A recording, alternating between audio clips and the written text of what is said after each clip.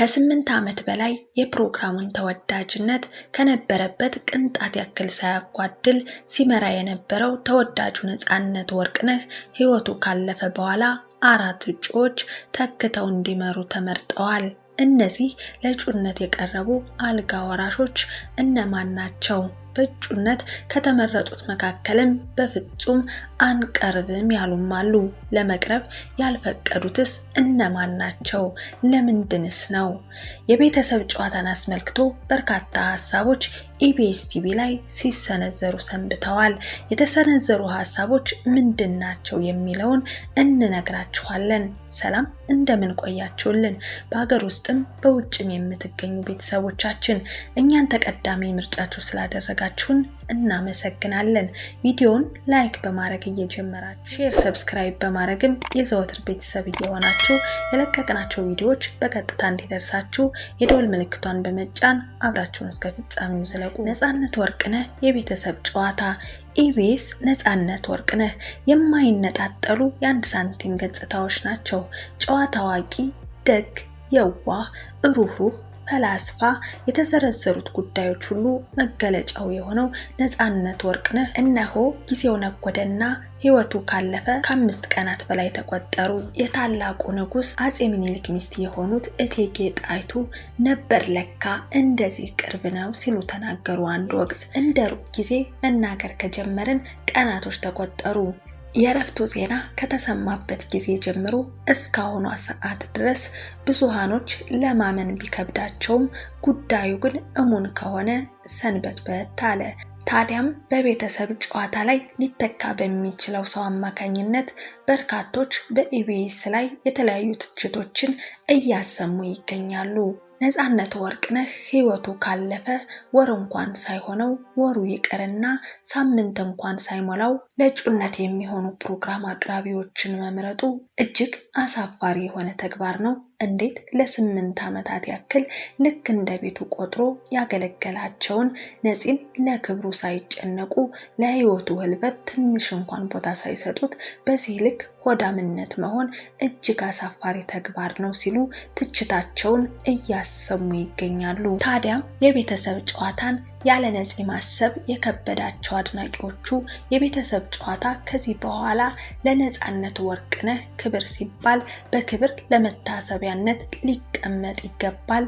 ደግሞ ይተካ ቢባል እንኳን ማንም አይተካውምና ባካችሁ ኢቢኤሶች የቤተሰብ ጨዋታን ለመታሰቢያነት እንዲሆን በውጭ ዓለም እንደሚደረገው ለማንም ሳታሰሩት አስቀምጡት ሲሉ ሀሳባቸውን ሰንዝረዋል።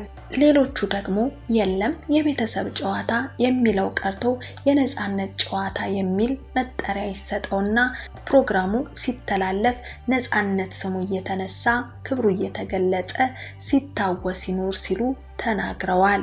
የቤተሰብ ጨዋታ ፕሮግራም ኢቢኤስ ካሉት ፕሮግራሞች መካከል አንዱና ተወዳጁ ነው። እናም ፕሮግራሙ እንዳይተላለፍ በሌላ አቅራቢ እንዳይቀርብ በመወሰን የማይታሰብ ጉዳይ ነው። በመሆኑም ነፃነትን መተካት ባይችሉ እንኳን የሆነ ቀለም ፈጥረው የፕሮግራሙን ተወዳጅነት አስቀጥሎ ያመነባቸውን ፕሮግራም አቅራቢዎች ለእጩነት መርጧል። ከነዚህም ውስጥ አንደኛው አስናቀ ንጉሴ ነው። የነፃነት ወርቅነህ የልብ ወዳጅ፣ የ20 ዓመት ወዳጅነት ጓደኝነት 1 ወር እንኳን የማይሞላ ጊዜ ለመለያየት የሚከብዳቸው በትክክልም ጓደኛ የሚለውን መጠሪያ ቃል የሚገባው አስናቀ ንጉሴ በዝርዝሩ ውስጥ ይገኛል። በነፂ ህልፈት እጅግ ልቡ እንደተሰበረ ይታወቃል። የነፂ የቀብር ስነ ስርዓት በተፈጸመበት ወቅት ያደረገው የሐዘንና የጸጸት ንግግር ብዙሃኖችን በእንባ አራጭቷል። በትክክልም አስናቀ ያለ ነፃነት እንዴት ሊሆን ነው አስብሏል።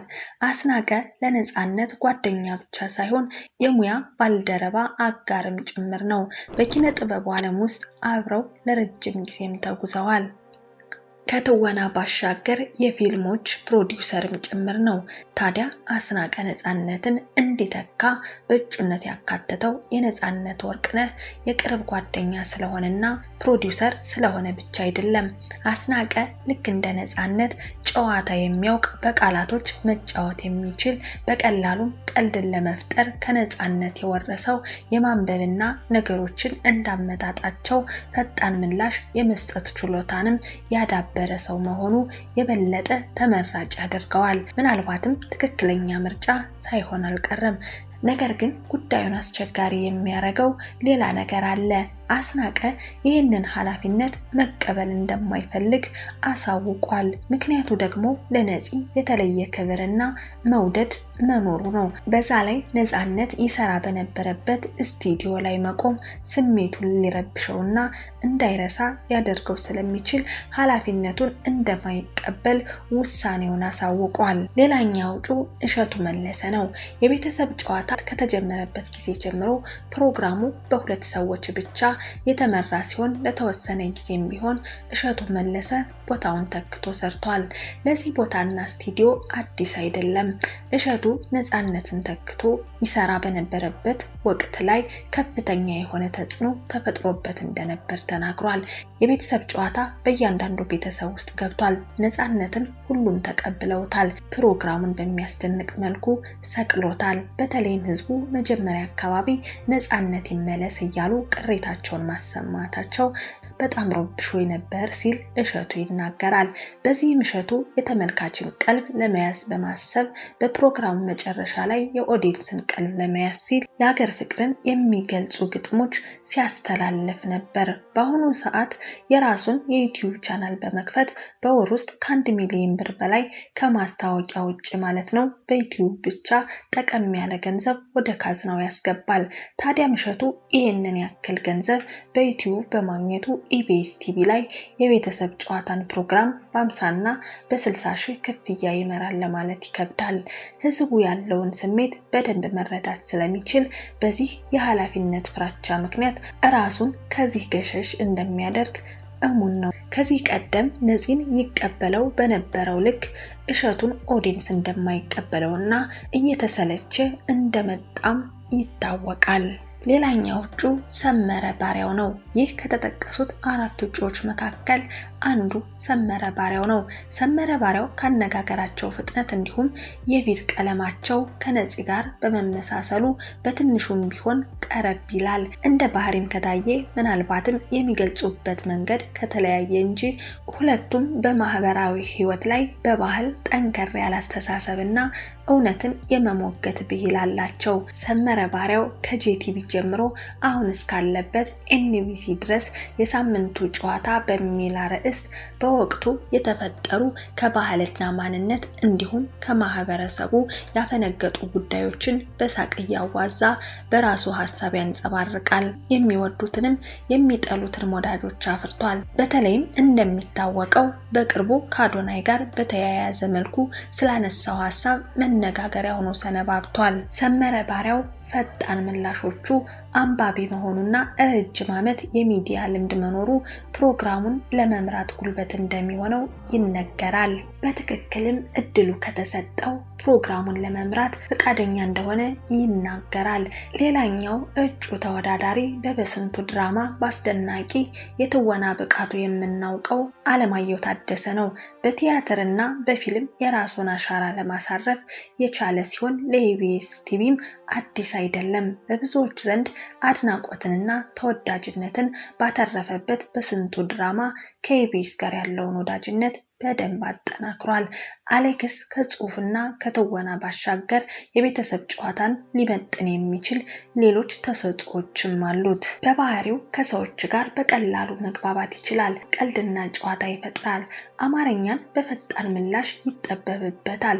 በርካታ መጽሐፎችን ያነበበ መሆኑን ይመሰከርለታል። ምናልባትም የራሱን ቀለም በመያዝ የቤተሰብ ጨዋታን መምራት እንደሚችል የማያጠራጥር ነገር ነው።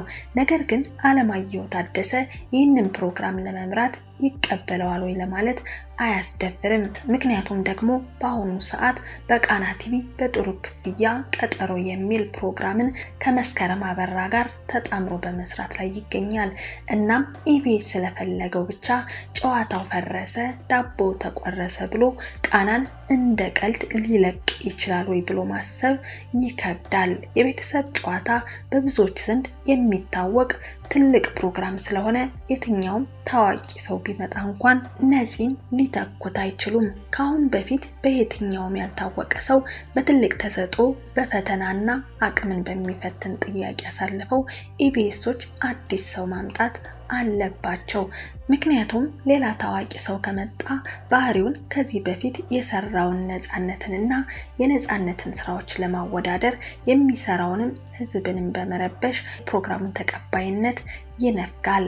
አዲስ ሰው ከሆነ ግን በምን አይነት መልኩ ነው ስራውን እየሰራ ያለው በማለት አዲሱ ፕሮግራም አቅራቢ ላይ ትኩረት ያደርጋል። ፍቅር እስከ መቃብር በማይታወቁ ሰዎች ተፈልገው እንዲሰሩ በማድረግ የተመልካችን ትኩረት ታሪኩ ላይ ለማሳረፍ ነው። የቤተሰብ ጨዋታንም በትክክል ተደራሽ ለማድረግ አዲስ ፊት ነው የሚያስፈልገው እንላለን። ውድ ቤተሰቦቻችን የእኛን ሀሳብ በመሞገትም ሆነ አሊያም ከተመረጡት ውስጥ የምትሉትን እንዲሁም ደግሞ ሌላም የምትሰጡት ሀሳብ አስተያየት ካለ ኮሜንት ላይ ያስቀምጡልን። ተቀዳሚ ምርጫችሁ ስላደረጋችሁን እያመሰገን በያላችሁበት ሰላማችሁ ይብዛ እያልኩ እዚህ ጋር አበቃሁ።